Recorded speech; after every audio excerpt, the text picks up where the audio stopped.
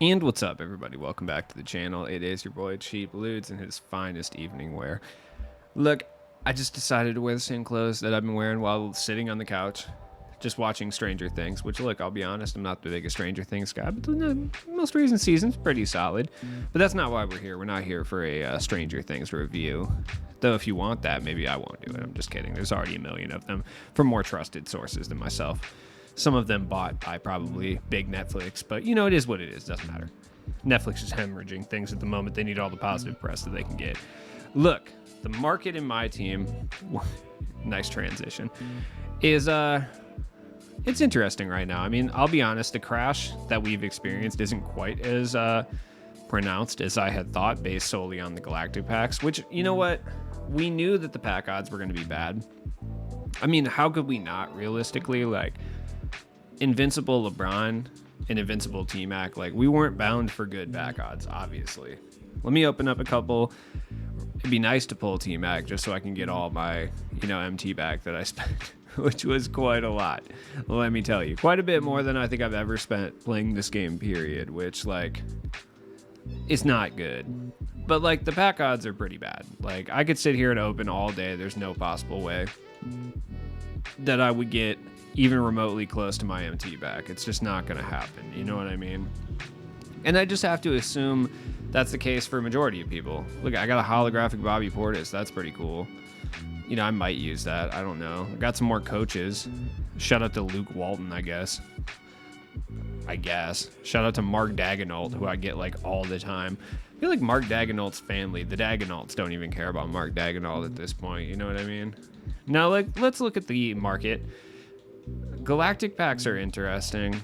There's Mario Chalmers, who's like 2000 MT, and honestly, unless you're trying to recreate the early 2010s like Heat teams, like, there's no point in picking up Mario Chalmers. I mean, yeah, he's like a Trae Young clone, and I mean, it's not like he's bad or anything. He's 6'2", like, he can move. Badge count's solid. I mean, he doesn't have Chef, but that's really the only thing that, like, he doesn't have that you would expect him to maybe have. He has, like, gold rim protector and stuff too. I mean, he's not terrible. And if you're fresh to this game, if you're brand new, and you're looking for, like, a good point guard for super cheap that can play against a CPU, like, Mario Chalmers is pretty good. I mean, we're in endgame. Every card that we get at this point is going to be good against a CPU, realistically. Like, we're at the point in the year when every single card that we get is going to be a card that would have been elite 3 months ago.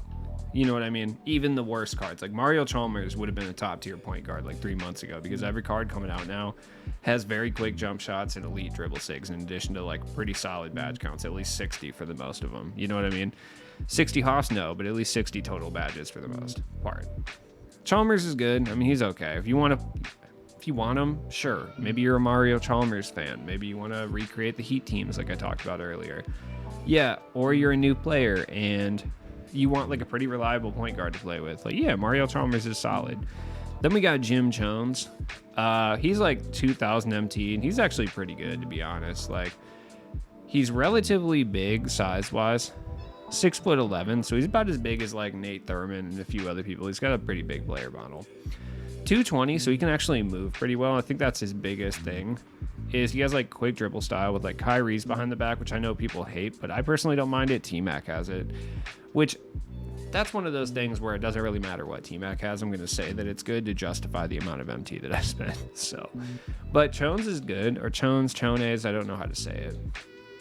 He kind of reminds me of Cliff Robinson a little bit. He really reminds me of Nate Thurman, like what you would expect this stage of a Nate Thurman to be like. Not the Nate Thurman that we got, obviously. Like, he can attack the rim, he can shoot a little bit, he's going to bang in the post, like, he's going to play defense. Like, he's not terrible. And once again, just like Chris Boucher, if you're looking to build, like, an extreme budget squad, Jim's probably one of the better, if not the best, big man that you can pick up. And honestly, he's a fun card regardless. If you're trying to recreate, say, the Showtime Lakers squads of the early 80s, fine. Then we got Juan Howard, and honestly, Juan Howard has been terrible all year. Like, he has. He's been awful. I hate him. But he's 6'9", 223. Like, he has jump shot 4, which is really, really good. And I think, if I'm not mistaken, did he have jump shot 4 before? I don't know if he did. Let me check. No, he didn't. He did not have jump shot 4 before.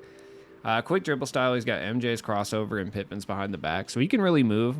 Once again, this is going to be an unlikely card because you would look at Juan Howard, you wouldn't think like, oh, that's a top tier budget card, but no, Juan Howard really is. He is a top tier budget card. There's not many things this card like can't do, to be honest. I mean, he's got 62 total badges. The ones he's missing kind of suck, like Chef and like Slithery Finisher and Clutch Shooter, just to name a few. But at the same time, for under 5,000 MTM, you can get this card as cheap as like 2,000, 3,000. You know what I mean? Juan Howard's nasty for that price. He really is. 3,500 is ridiculous for this card. 3,200 is even worse. And that one has 9 minutes left. So you can only imagine how cheap this card actually is. Straight up, I would say he's the best budget wing in this game at the point. Like, right now? Yeah, and when I say budget, I mean like extreme budget. Then we got Antoine Walker. If you've used any Antoine Walker cards this year, you've used them all at this point. Like, he's pretty good, I guess, but like, it's Juan Walker. Like, do you really care? Once again, jump shot for him very quick, same as Juan Howard. Lucas behind the back, which is good. Vince Carter step back, which is solid. I mean, he's going to be a 3-and-D card. That's what he's going to do, right? He's going to be able to move and create his own shot to a certain extent. He's just, I mean, he's a very unexciting card, is what I should say. He got 71 total badges, though. I mean, there's really nothing that he doesn't have, honestly. Like, the question really remains, for 6,000 MT, is he worth it? Yeah, I would say for sure. Like, for 6,000 MT, he's definitely worth it. Like, he's very good for that price. He's a fun card to use. I mean, and that part of that does stem from the fact that I've been using his Emerald forever in Triple Threat.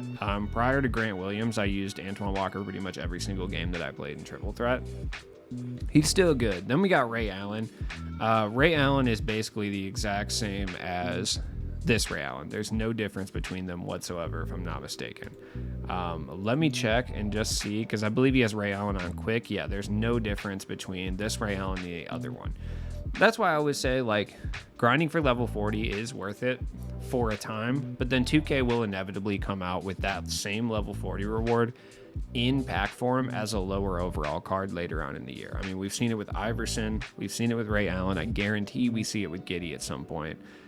We haven't seen it with Yao Ming, which is a little bit shocking, but we did see like cards that were similar to him, so that kind of makes sense. Melo didn't get it either, but I mean, we saw it last year too with guys like J.R. Smith and a few other cards. So my point being, if you miss out on a level 40, until you get to the very end of the year, don't trip about it. Like, we're not going to get another invincible Anthony Edwards, but we're going to get another high tier Anthony Edwards at some point. But Ray Allen's good. I mean, the reason I'm not talking too in depth about this card is because being that he's the exact same as the Bucks level 40 version that we received, there's not a whole lot to say. I mean, he moves well, he creates his own shot. Ray Allen based on quick is fine. He plays competent defense. There's nothing wrong with the card, he's just D's. Starberry. Now, Starberry is not wholly different than Derrick Rose. Like, honestly, they're pretty much the same card. Like, down to a T. Like, Rose has a few additional Hoff badges, especially in like the dribbling and facilitating capacity, but Marbury has better shooting badges, so it's really just kind of depends. But they're essentially the same card. I mean, even when you look at stats-wise, like, there's not a whole lot of difference here. And there's a reason for that. I mean, pretty much every single time Marbury ends up being a Derrick Rose clone, and this is really no different. He's got the same jump shot, same everything. I'm pretty certain that the tendencies are a little bit better even, yeah. Look, if you want a Derrick Rose, but you don't have 50,000 to 60,000 MT, go pick up Marbury for like, 4 or 5,000. I mean, roughly 6 or 7 at the absolute most. I can't remember what Opal's quick sell for. I want to say they quick sell for 5, so I think he's going to be like 6 or 7. So, yeah, I mean, it's smarter to grab Marbury for 6, 7K than go buy Derrick Rose. And other than that, I mean, everything's going to be the same. I mean, Marbury has everything Derrick Rose has. I mean, Trae Young behind the back, Kobe escape, like Marbury size up. Yeah, only he has that. It's not bad. Then we got John Wall. John Wall's the troll dark matter. John Wall's been great all year. It's just I'm tired of seeing him. So, look, he's an upgraded John Wall. We all know how John Wall gets down this year. If you want John Wall, absolutely go pick him up. But, it's nothing special. It's John Wall. Who, by the way, in real life, I love John Wall. I always have. John Wall has been fantastic, right? One of my favorite players in the NBA. But in 2K this year, I'm just getting over it. I don't want to see him anymore, dude. I don't. Maybe if they put like some animations in the game where he threw up little gang signs after he hit threes, then maybe I would want to see that. But that's an E for everyone rated game. E for everyone isn't everyone spends money. Taco. Taco's an interesting case because depending who you talk to, he's either the best card in the game or he's essentially just Yao Ming. It just really depends. And I feel like it really comes down to whoever you're talking to has either spent MT on Taco or hasn't. And I feel like that really dictates how people feel about Taco. It's rationalization in one way or the other. It's hard to tell which one it is. Like, is it the people who spent 600, 700K rationalizing that purchase by saying Taco is the best? Or is it people like me who haven't spent that MT on Taco that are rationalizing that he can't be that much better than Yao Ming at this point? I don't know. It's actually pretty hard to tell, honestly. It's really, really tough. Where's the motion style? Do they have that? Yeah, I don't think they have that in 2KDB, but that's like definitely a thing. He's got like guard motion style, so he moves a lot better than certain other cards do. Taco's Taco. You know what's going on with him. Hito Turkaloo. Hito's dirt cheap. He's probably the best card under 50k, or at least one of them. Hito's nasty. I mean, we all know that. We all collectively at some point have ran Pink Diamond Hito, and this is just that Hito, but he plays defense. Like, that's the real difference here, and obviously he has improved badge count. I mean, he's got 70 total badges. Hito's nasty, like, straight up. He's fantastic. Like I said, they blew power balancing out the water, dude. Like, no question. And Hito's really, really good. He's worth picking up. Then we got the Galactic Extras. You can earn these guys by playing Triple Threat online, offline, or Clutch Time. Or you can just buy them off the market, which I do enjoy that they allow that to occur. Matisse Dibel is, as usual, one of the better 3-and-D cards in this game. I like his jump shot a lot. Some people hate it. He moves relatively well. 6'5", but he plays such lockdown defense that size discrepancy, for the most part, doesn't mean anything. All this card is going to do is play defense and shoot threes. I mean, yeah, he's going to be able to move a little bit and attack the rim, obviously. I mean, he's an opal that comes out at this stage. But for the most part, I mean, that's what most people are going to use Matisse Dibel for. Look, my point being, if you use your your shooting guard as a 3-and-D guy, like if your shooting guard's specific job is to sit there and play defense and shoot open threes and occasionally create, but you don't over rely on him for ball control or ball handling reasons, then like Matisse Dibel legitimately might be a fantastic option to pick up so you can save some MT to spend it in other avenues for your team. You know what I mean? Bobby Jones. Bobby Jones is a 2K legend, no question about it, ever since his glitch card last year. And like, there's a reason for it. He's essentially better defensive AK. Like, obviously worse shooting and worse on the offensive end in general, but he's better defensive AK. And he kind of keeps firm with that this year. He's great. I mean, is he worth picking up for 70k? Yeah, I would say so. I mean, obviously, if you can get him for free this weekend, that would be ideal. So my recommendation would be to play like whatever your preferred game mode is. Hope that you get him from a drop. That way you save yourself 60 or 70k. But I mean, if you have to buy him at the end of the weekend, it's not the biggest deal in the world. I mean, you can get this card until Tuesday morning, I believe. There's nothing wrong with this card whatsoever. He's got Gallows base, which I think is really solid. Yeah, he only has gold shooting badges, but like, it doesn't matter. Truly, it doesn't matter. Like, the gold shooting badges mean nothing, especially with an elite release. I mean, in this game, dude, you're going to make 9.9 out of 10 whites wide open anyway. So it's more about getting open than it is about having good badges or a jump shot at this stage. 99 everything tendency-wise, which is fantastic. Badge count is elite. Pretty much all defensive badges on the Hoff front, but I mean, he does have some shooting badges and some rim attacking badges as well. Bobby Jones is stupid. You already know what's going on with Bobby Jones. Like, he's fantastic. Then we got some hero guys. I'll talk about them real quick. Garnett's okay, but I will say he's just a really good 3-and-D big man. Doesn't really bring too much up to the table, honestly. So I'm not sure if he's worth 150k when there's guys that are around 70 or 80 that may be just as good or just slightly worse, that it might be more beneficial to pick them up. That's just my theory on it anyway. And then LeBronathan's around here somewhere. There he is.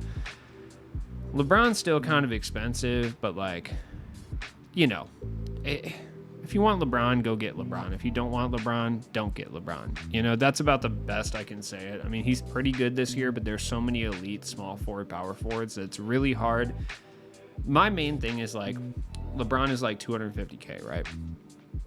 How much better is LeBron than Bobby Jones? Truly. And I'm not trying to sound like other content creators where they'll just hype up like budget cards for no reason, but like really, how much better is LeBron than Bobby Jones? In my opinion, not very much.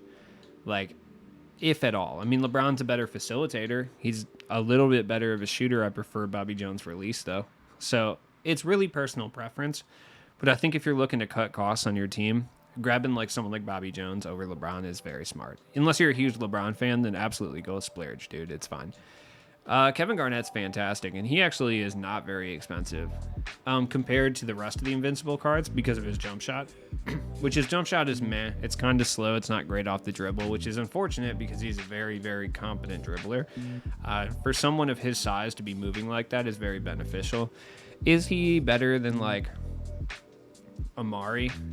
Debatable. I don't know. I think Garnett's better. Obviously, he's an Invincible card and he plays much better defense, but it's like very contingent on how you like to move and how often you do with your big man. So, I mean, Garnett's like 600K, which is cheap for an Invincible, but not cheap in general.